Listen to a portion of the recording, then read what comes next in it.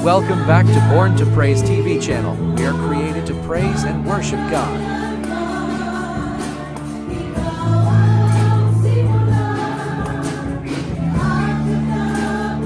Gilubong kita, uban kaniya, ug miampit sa iyang kamatayon.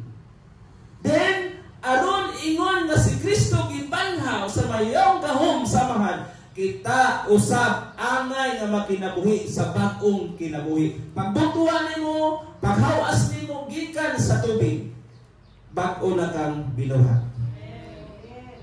Kaya ang patay, bisag unsaon nimo nagwali, bisag unsaon nimo naggitik, dili na gyud na siya mo.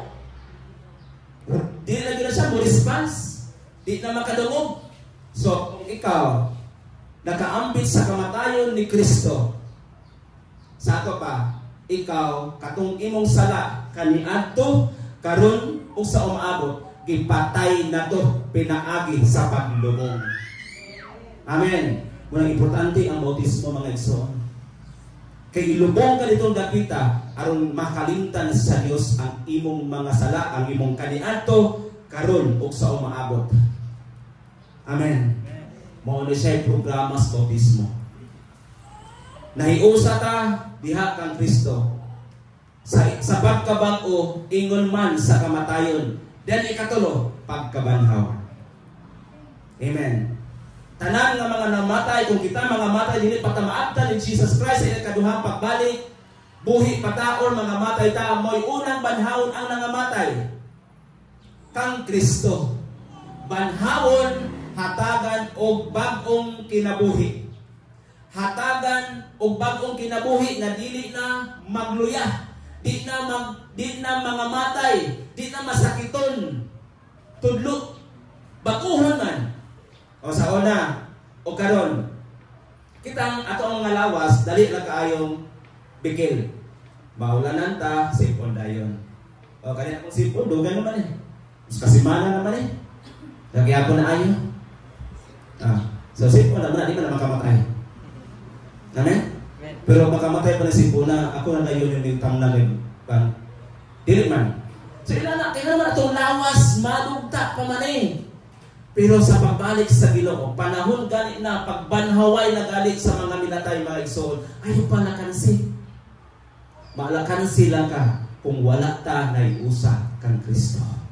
Amen. Palakpakan na to si Lord. Kinahanglan gid ay sa kinabuhi. Muna rason nga dunay kinabuhi. Muna rason, the reason for living is to have Jesus Christ. Dili sa pagtumas sa atong kaugalingong pleasure, sa atong kalipay. Ayaw pag-ingon nga, tulog yung kagtrabaho, magpulaw sa gabi, mo trabaho. Ningon si Solomon, kawang labandoy ang imong pagpulaw panahon sa gabi o pagmata sa sayos kabuntagon kung wa ka nahiusa kang Kristo. Amen. Kawang na gitna, wa ginay pulos. Parehas ka sa usa ka negosyante nga wa ginansya. Sige negosyo, sige kalugi. Ganahan ba tang malugi? Inay mo kabalan, ganahan kang malugi. Kung ganahan kang malugi, ayaw pakihiusa kang Kristo. Pero kung ganahan kang ginansya, hallelujah, higugmaa or alagari si Kristo. Halak sa Diyos. Hallelujah. Ano ba? Sa saan din, kuman ka bautismohin mo, na imong madawat. Aron ingon nga si Kristo gibanhaw sa maymayawang gahom sa Diyos, Amahan. Kita, o inalay mo tapat, kita, apin ko, ayaw palakansi. Kita, tanawa, kita usap, angay magkinabuhi sa bagong kinabuhi. Amen. Muna isulti sa pulong sa Diyos, mga son. Muna, sa versikulo, padahilo na to, sa versikulo 8, kung namatay kita, uban kang Kristo, gituhuan na to nga mabuhi, usap kita. Na muna saad mga igsoon, mabuhi usap kita, uban kaniya, versikulo 9, kay nasayod kita nga si Kristo gibanhaw ug dili na gayon siya mamatay. Wa nay kamatayon kon ang tao uban kang Kristo. Kaning kamatayon mga igsoon, dili ni ingon nga physical death. Kay duhay klase ka kamatayon mga igsoon. Unang kamatayon, physical death. tigbuta, tigbak, bubulag ang atong lawas, ang atong kalag sa atong lawas, di na ta ganahan mo kaon. Munang timan ha. Basig na usa na to dili na ganahan mo kaon. Basig di bulag na imong kalag sa imong lawas. Basig na? Basig na anak mo ganahan nga dili maligo. Bubulag hapon na. Pagbantay. Basig na apo yung banda, di na ganahan mo bakol sa buntag. Hala, delikado na ka. Naikaw ba na ito dinhi nga di na ganahan mo matas buntag? Kuya-kuya mo na doon. Kuya-kuya na. Hallelujah. Mga igsoon, ang kinabuhi pag naay Kristo, excited.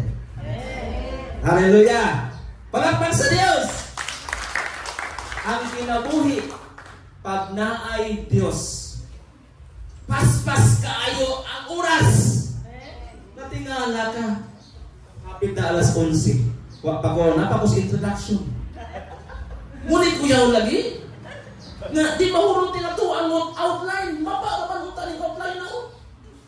Pero nganong paspas kayong oras. Tungod na kagipaspasan ni Jesus Christ. Diba? Kung naamo sa inyong balay, burik, no?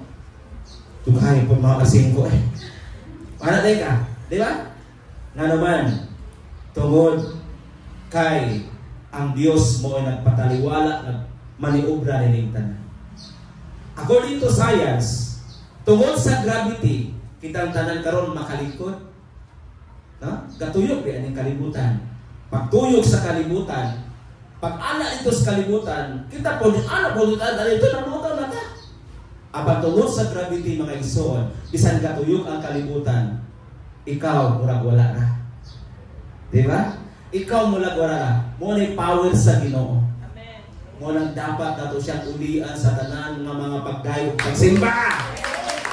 Muna ang nararapat. No? Muna katong awit ganiha. Kung sa tingin sa awit ganiha, itong Tagalog man to, nabala ko una-una kung sa ikuha na to. Ingon sa nararapat kang sa papuri, luwalhati at pagsamba. Ano to? Di ito ganiha. Muna mo duman. Sige. So, padayta, kung taas-taas para lagi ni. Okay. Ngayon dire, kaya nasan kita nga si Kristo gibanhaw o dili na gayon mamatay. No?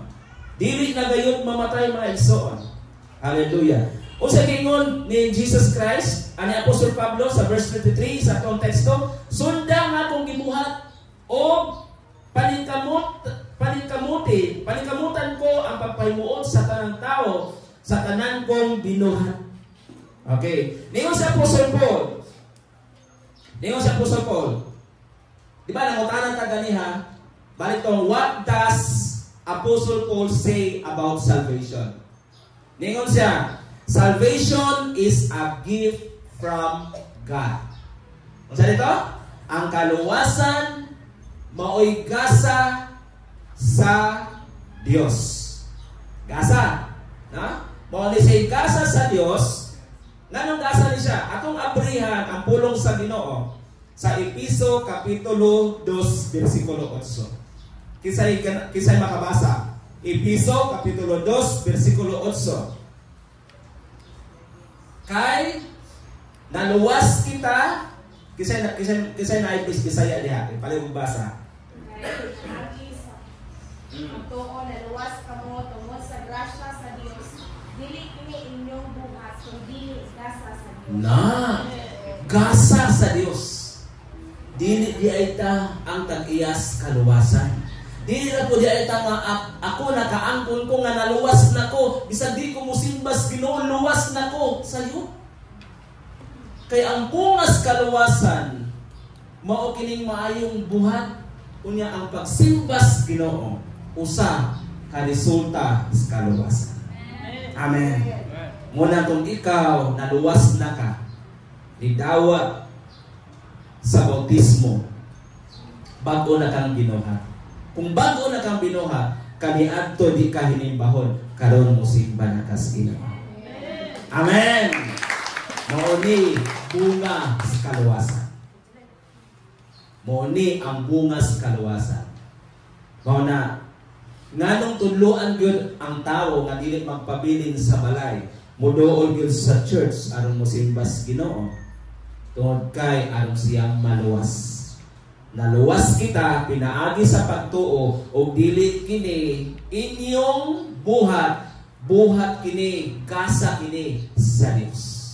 Ang kaluwasan gasa sa Dios. Kay si Apostol Pablo nakasinabi man sa kaluwasan mulang naningkamot siya. Lantawan ang previous verse na itong gibasa sa versikulo 33. Ningon siya, sa walay paghuna-huna sa akong kagalingon, kung kaayuhan, kung dili sa kaayuhan sa tanan, aron sila maluwas. Pangutana, kung dili itudlo ang pulong sa Ginoo, doon na ba'y maluwas? Walay maluwas. Bisan gani itudlo na gani ang pulong sa Ginoo, maglingsod pa gani tag ingon oo. Kay pagkasunod aning step, naanang ang kaaway, naanang mapod. Birig-birigan ang magkakaway. Ito, anak, to ka. Layo pa na layo pa na si Jesus mo balik.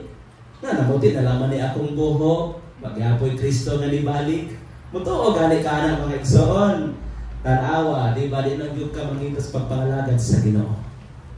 Ang imong pagpangalagad sa Ginoo, on and off. Amen.